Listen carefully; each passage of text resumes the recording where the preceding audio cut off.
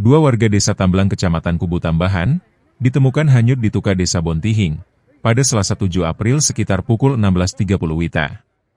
Menurut informasi, saat itu, warga bernama Iketut Budasa berusia 61 tahun, warga Banjar Dinas Kajekangin Tamblang, bersama cucunya bernama Gede Fikram Kabinawa berusia 6 tahun, sedang mandi di sungai. Ketika asyik berendam, mendadak air sungai dari hulu mengalir cukup deras. Keduanya tak mampu berbuat banyak dan langsung dihanyutkan oleh derasnya aliran sungai. Menurut warga di sekitar sungai yang melihat kejadian, mereka tak mampu berbuat banyak, karena arus deras dan sungai jauh di bawah, hanya dapat melihat dari atas jembatan.